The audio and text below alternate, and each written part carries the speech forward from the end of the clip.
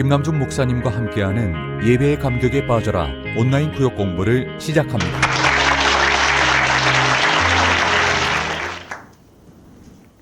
안녕하십니까 성도 여러분. 드디어 교회 앞 계단에 있는 벚꽃나무의 꽃이 활짝 피기 시작했습니다. 참 그 봄의 힘은 정말 위대합니다. 그 춥던 겨울을 모두 몰아내고 이제 드디어 꽃망울이 막 터지기 시작합니다. 얼마나 아름답게 개나리꽃이 가득 피었는지 모릅니다. 여러분들의 신앙도 이 봄을 맞이해서 활짝 피어나게 되기를 진심으로 바랍니다. 자, 오늘은 제7장 어느 사형수의 노래 우리 본문 말씀을 한번 출애굽기 15장 1절인데 같이 한번 읽어보겠습니까? 시작. 이때에 모세와 이스라엘 자손이 이 노래로 여호와께 노래하니 그랬습니다. 자, 그러면 한번 본격적으로 보겠습니다.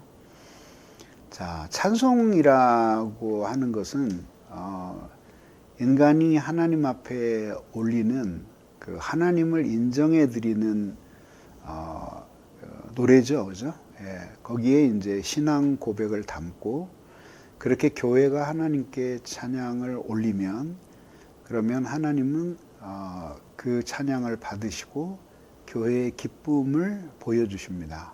이제 이것이 찬송이죠, 그죠? 이때가 언제입니까? 이제 이스라엘 백성이 그 애굽에서 탈출해서 이제 그 홍해를 건너던 때였습니다. 앞에는 엄청난 바다가 놓여 있고 뒤에서는 바로 왕이 보낸 추격군들이 따라오고 이런 어려운 상황이었죠.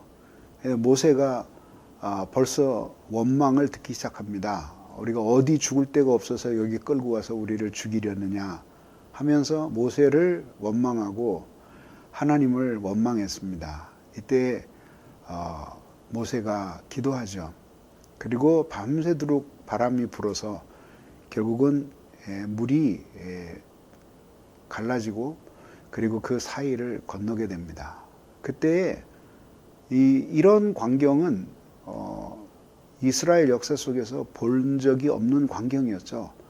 이때에 모든 이스라엘 백성들이 감사하면서 찬양을 하게 됩니다. 그리고 누가 시키지도 않았는데 그 커다란 하나님의 영광을 경험하고 나서 모세와 이스라엘 자손들이 이 노래로 여호와께 노래하니라고 했습니다. 찬양이 나오는 거죠. 근데 여기서 하나 깨달을 수 있는 사실은 뭐냐면 결국 찬양이라고 하는 것은 주님을 만나는 은혜의 경험, 그 경험 속에서 이 찬양이 마음으로부터 우러나오는 진정한 고백이 된다라는 것을 깨달을 수 있는 것이죠. 그래서 이제 예배 시간에 사람들이 찬송을 거의 안 부르려고 하는 것은 그거는 그 일주일 동안 살았던 그의 삶 속에서 하나님을 충만하게 경험하지 못하고 살았던 것을 보여주는 거죠. 그러니까 하나님을 향한 찬양의 욕구가 없는 사람은 하나님을 그 만난 경험이 부족하거나 없기 때문에 찬양할 수 없게 되는 거죠. 그래서 그 찬양은 내적인 고백입니다. 그런 점에서.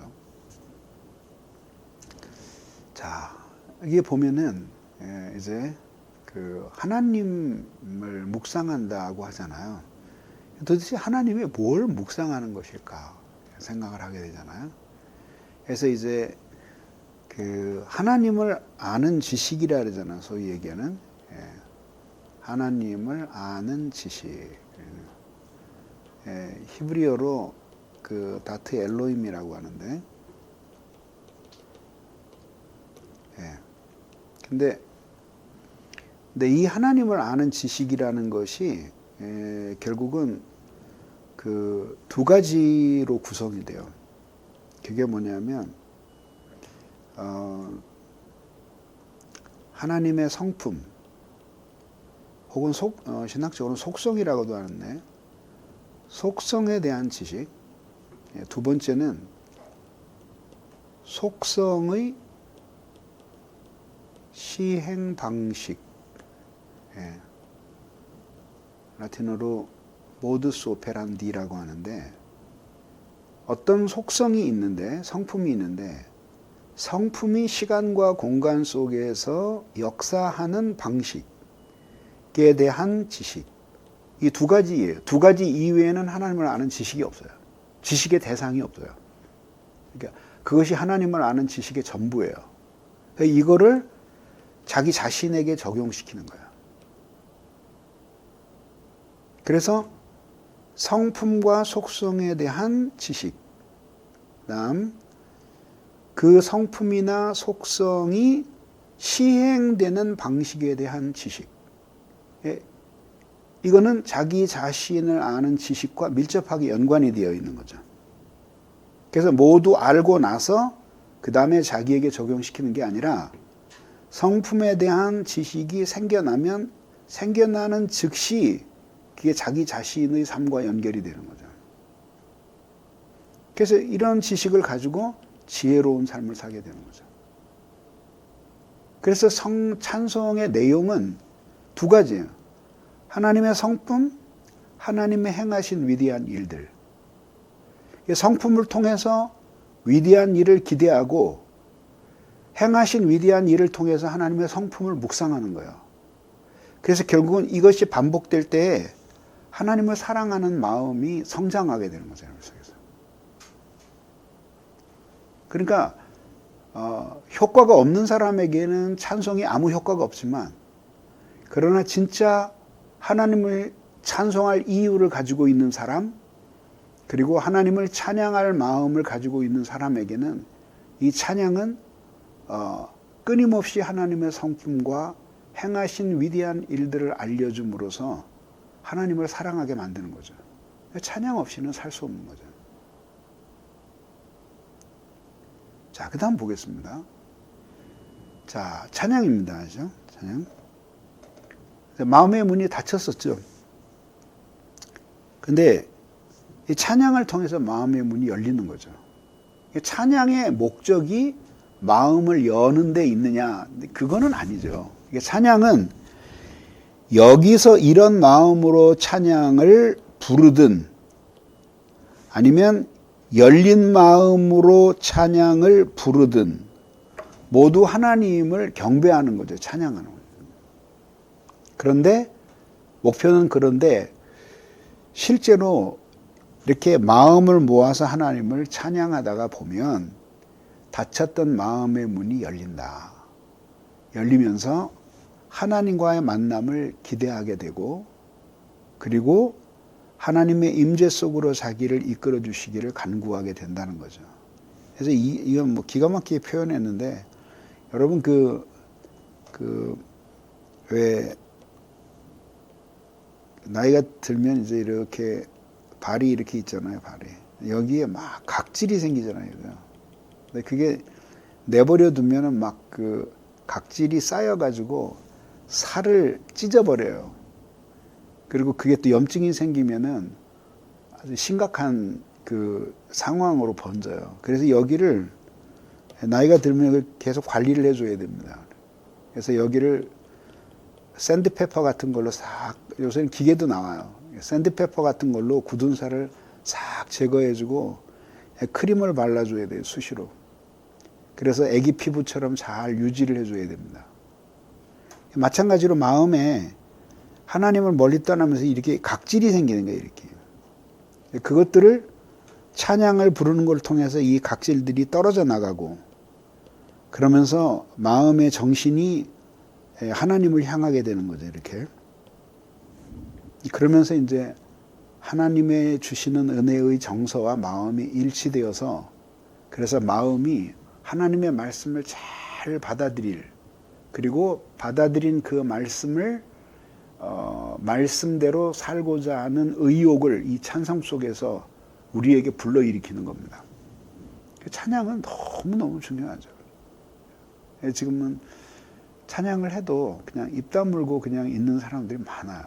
근데 그 일주일 동안에 거의 찬송 안 했기 때문에 예배 시간에 찬양을 못 하는 거예요. 마음이 고장난 거예요. 그래서 마음속에서 깊은 찬양이 우러나오는 그런 고백 속에서 살아야 되는 거죠. 하나님 앞에. 그래서 세상 사람들을 보세요. 노래 없이 못 살잖아요. 예. 우리는 찬양이 생활화되어 있어서 하나님 앞에 이 찬양을 드리는 것을 기뻐하면서 살아야 돼요. 근데 이게 아주 우리의 영혼에 놀라운 순발력을 줘요. 그래서 마음이 건조하고 힘겨울 때 조용히 주님을 묵상하면서 우리의 마음속에서 찬양을 부르면 이 속에서 거룩한 정서가 싹 솟아나게 되는 거죠. 그렇죠? 그래서 한번 찬양을 한번 틀어놔 보세요. 찬양이 좀 수준 높게 찬양한 그런 음악성이 좀 떨어지죠. 그 성가가 뭐 그래요. 그런 건 좀 불만인데 그래도 들어가 보면 아주 좋은 그 교회 음악들이 있습니다. 그런 음악들을 들으면서 마음의 거룩한 정서를 고양하면서 살 때 그때 우리의 예배도 훨씬 말하자면 하나님 앞에 진심을 드리고 싶은 예배가 되는 거죠. 그 다음 보겠습니다. 그러면 이제 하나님의 무엇을 창조할까 이런 거죠. 자, 우리 148편 3절과 5절을 우리 같이 한번 읽어보겠습니다. 시작. 해와 달아 그를 찬양하며 밝은 별들아 다 그를 찬양할지어다. 하늘의 하늘도 그를 찬양하며 하늘 위에 있는 물들도 그를 찬양할지어다. 그것들이 여호와의 이름을 찬양함은 그가 명령하심으로 지음을 받았음이로다. 아멘. 그러니까 성경에서 특히 시편에서 하나님을 찬양하는 가장 압도적인 큰 이유는 창조예요, 창조.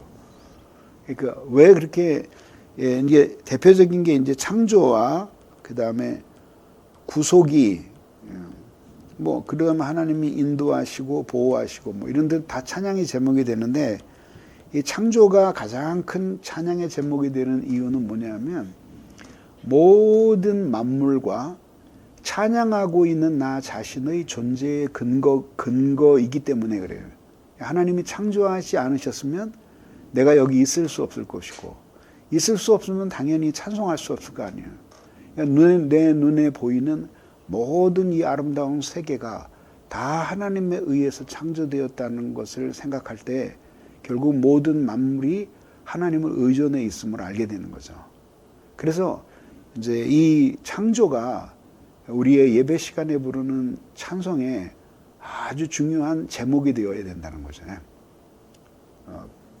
그리고 그 다음에 하나님의 선택하심, 이게 구원이죠. 시편 135편 3절과 4절을 우리 같이 읽어보겠습니다. 시작.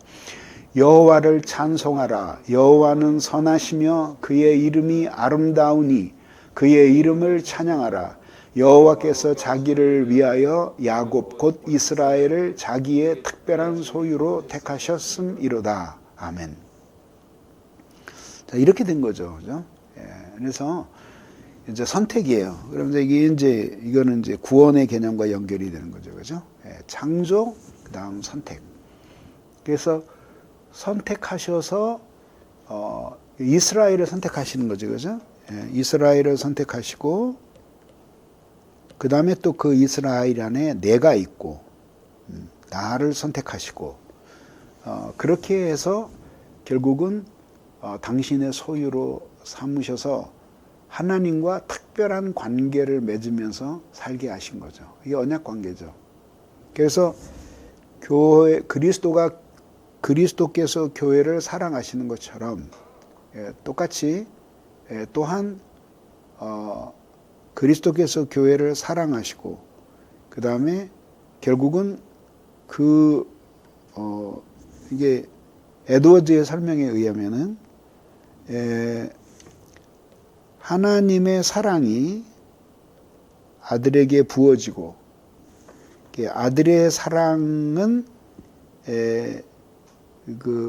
그리스도와 연합된 교회에 부어지고 신부인 교회에게 그리고 그 사랑 안에서 우리는 교회와 연합되어 있기 때문에 이 사랑을 누리게 하시는 거라는 거죠.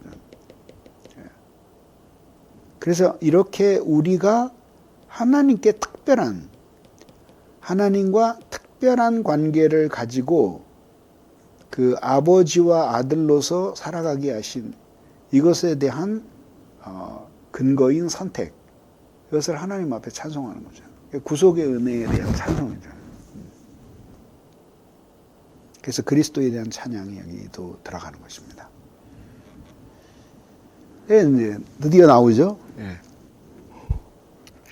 하나님이 선택하시고 그 다음에 그 선택을 따라서 우리를 구원하신 거죠. 그러니까 선택한 것도 은총인데 그 선택이 성취되어서 그래서 나 같은 죄인을 구원하시고 죄의 결박에서 나를 끊어주시고 결박을 끊어주시고 그래서 내가 하나님을 사랑하게 해주시고 그 사랑으로 그리스도의 십자가를 바라보며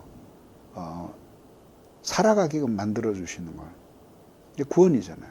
그래서 구원하셨을 뿐만 아니라 사랑하게 하시고 구원하셨을 뿐만 아니라 사랑하게 하시고 그 다음에 살아가게 하시고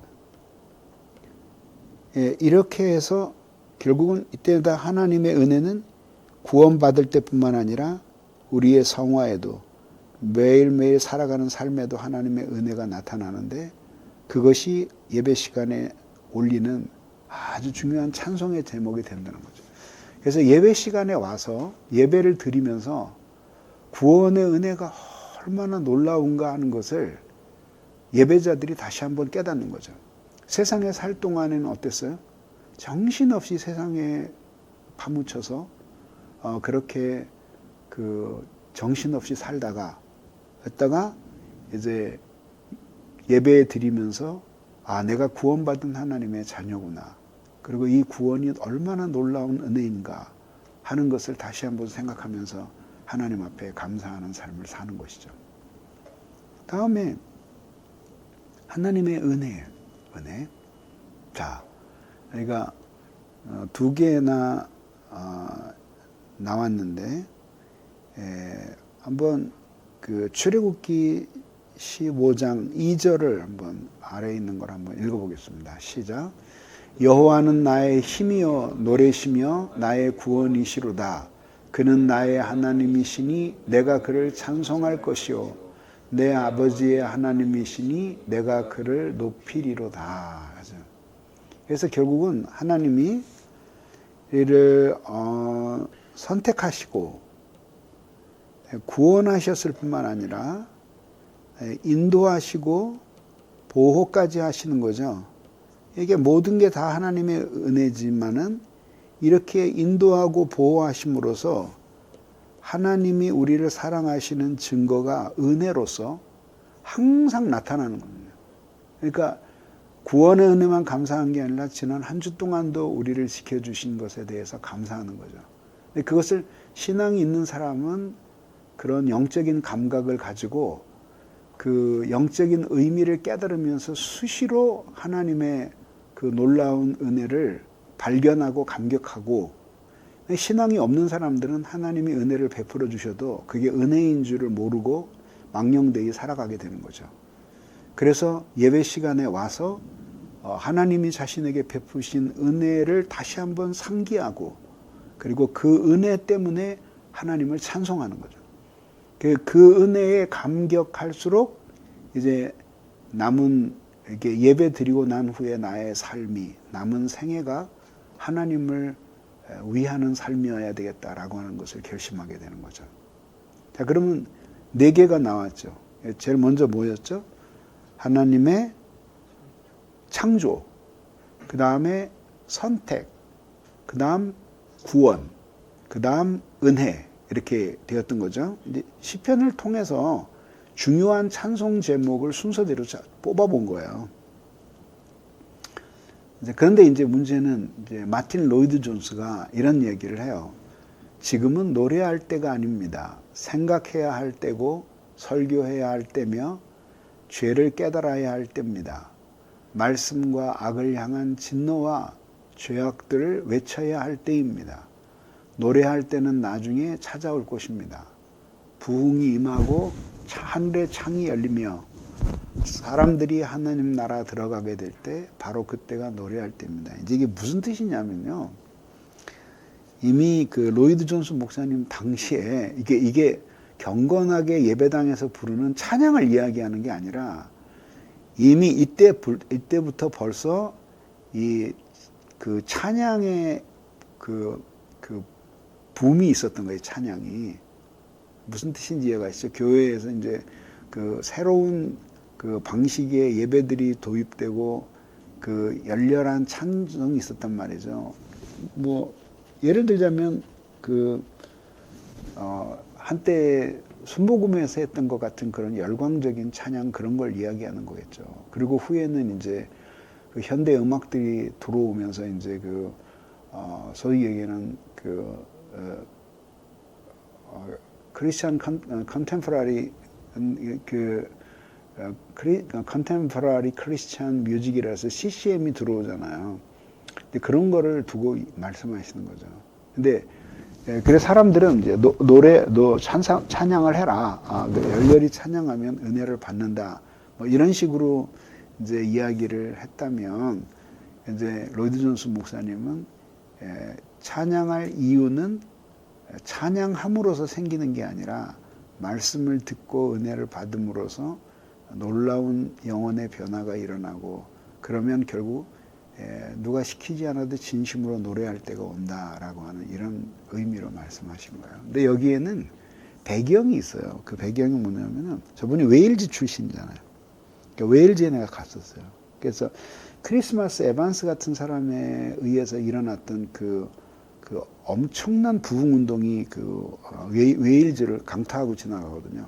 근데 그 웨일즈에 대부흥이 일어나요. 근데 그 역사적으로 재밌는 게 뭐냐면 웨일즈의 부흥이 그 장대현 교회를 중심으로 일어났던 평양의 대부흥과 연관이 있다라고 하는 논문들이 많이 발표가 됐어요.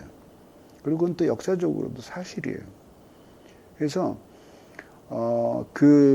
이제 스토리가 어떻게 됐냐면은 웨일즈의 부흥을 보고 그 소식을 들은 사람들이 이제 그 선교사와 현지 사람들이 그 부흥의 소식을 들으면서 곳곳에서 열렬히 기도하게 되었는데 그때 그런 장소 가운데 하나가 인도에 있는 카시 지방에서의 그 선교 현장이었어요.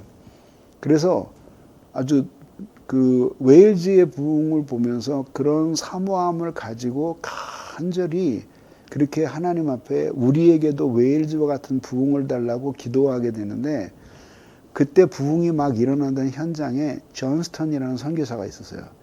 그 중국 선교사였는데 그거를 보고 중국에 와서 중국으로 오고 그리고 이제 조선에 있는 선교사들을 모아서 그 웨일즈의 부흥과 카시의 부흥의 현장을 소개하면서 거기에 들었던 사람들이 이 조선에도 저런 부흥이 일어나는 것 이외에 대안이 없구나라고 하는 간절한 마음을 품어요. 그때 그 중에 한 사람이 바로 그 함경도 쪽에 파송받았던 감리교의 선교사인 하디예요, 하디. 그리고 그런 영향을 받으면서 결국은 이제 그 평양의 사역자들도 선교사들과 사역자들이 같은 소망을 품고 그리고 특별 기도로 들어가게 돼요. 그래서 이제 매일 2시부터 4시까지인가 하여튼 어쨌든 2시간에서 4시간 사이를 이제 온전히 기도에 몰입을 해요. 그러면서 사실은 평양 대부흥에 대한 그것이 이제 일어나게 되는 거거든요. 그래서 이제 그 웨일즈에서 부흥이 일어났던 게 1904년 2년 4년 그 경이고요.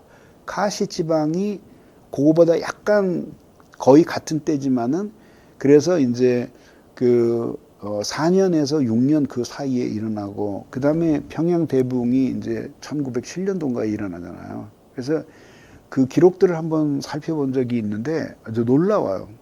그래서 그 웨일즈를 갔었어요. 근데 갔었는데 크리스마스 에반스가 설교하던 교회가 아직까지도 있고요. 그리고 그 얼마나 그 놀라운 부흥이 일어났는지 온 동네가 다 하나님을 경외하고 가정 예배를 드리고 그리고 그 팀들이 그 미국의 초청을 받아가지고 수시로 대서양을 건너서 거기 가서 집회를 했어요. 근데 이제 거기 아주 연세가 굉장히 많이 드신 장로님이 있는데 그래서 이제 내가 그 물어봤어요. 그래서 이렇게 그렇게 부흥이 일어나는데 오래 갔냐 그러니까 오래 안 갔대요. 그래서 그리고 지금은 흔적도 물론 없죠. 그래서 그 왜 그렇게 오래 안 갔냐 그랬더니 이제 그분이 아주 의미심장한 얘기를 하는 거예요. 이게 뭐냐면 크리스마스 에반스 같은 사람이 이제 굉장히 열정적이고 그거 뭐 전문적으로 신학을 하신 분이 아니었어요.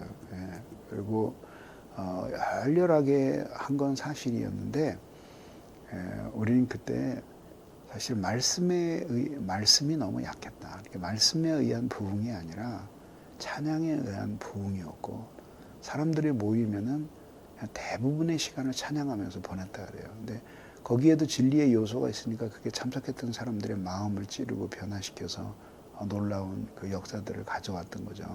예. 그래서 결국은 말씀의 부흥이 일어날 때 그때에 그 진정으로 뭔가 이렇게 한 사회를 바꾸어 놓고 일시적인 감흥이 아니라 사상을 바꿔 놓고 하는 그런 근본적인 변화들이 결국 말씀과 지식의 토대 위에서 일어난다고 하는 것을 다시 한번 확인할 수 있는 시간이었습니다. 나중에 기회되면 한번 그 웨일즈 지역을 그 한번 순례하면서 그 부흥의 역사와 청교도들 그 위에 청교도들의 스코틀랜드의 언약도들의 역사 같은 거 보면은 여러분들 엄청나게 많은 감동을 받으실 거예요.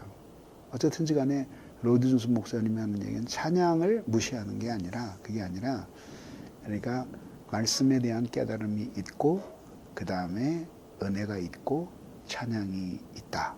이제 그러므로 우리들이 그 좀 더 많은 시간을 하나님의 말씀을 듣고 말씀을 전하는데 써서 근본적인 영적인 변화를 받아야 된다. 그 말씀을 하고 있는 거예요. 이해되시죠? 네. 자, 이래서 이제 그렇게 돼서 이제 그렇게 이제 은혜를 받아서 그래서 모든 교회와 이게 교회만이 아니라 모든 교회가 세계 창조로부터 시작해서 창조, 선택, 구원, 은혜 그 안에서 살아가는 세계와 모든 인류의 질서 속에서 하나님의 아름다움을 발견하면서 하나님을 찬송하는 그런 세계가 되기를 원하시는 거죠. 그 맨 앞에 하나님의 아름다움을 먼저 발견한 사람들이 있는데 그 사람들이 바로 우리 성도들이에요. 여기에 있는 이 사람들은 찬양대가 아니라 이렇게 하나님을 아는 지식이 있어서 하나님 앞에 경배와 찬송을 드리는 사람을 이야기하는 것입니다. 문제 보겠습니다. 찬양은 살아계신 하나님과 교제라는 말을 통해 알 수 있는 찬양의 조건은 무엇입니까? 그래서 결국 뭐냐면 교인들이 찬송한다. 그래서 무슨 뜻이냐면 회중 찬송. 그러니까 한 개인이 노래를 부르고 나머지는 감상하는 것도 일리가 있지만 그러나 더 성경의 지지를 받고 있는 찬양의 주류는 온 교인이 하나님을 경험하고 함께 하나님을 찬송하는 것이라는 거. 그리고 경배를 받으시는 하나님이 그 찬양을 연락해 주실 때 진정한 찬양이 된다는 것. 홍해를 건넌 백성들의 찬양을 통해 발견하는 원리는 무엇입니까? 마음에 찬양할 이유가 있을 때 찬양다운 찬양이 나온다.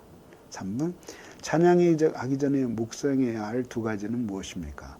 하나님의 성품 혹은 속성과 하나님의 행하신 위대한 일들. 4번, 바른 찬양을 위한 실제적인 지침이 있습니까? 하나님과의 만남을 기대해야 된다. 그 다음에 하나님의 임재 속으로 들어가기를 간구해야 한다. 그때 찬양은 말씀에 대한 많은 깨달음들을 상기시켜 줄 것이고 결국은 그 진리의 영향으로 성령의 역사로 우리가 찬양 속에서 하나님과의 깊은 교제 속으로 들어가게 된다. 찬양해야 할 크게 네 가지는 창조, 선택, 구원, 은혜. 예. 여러분 어떠셨습니까?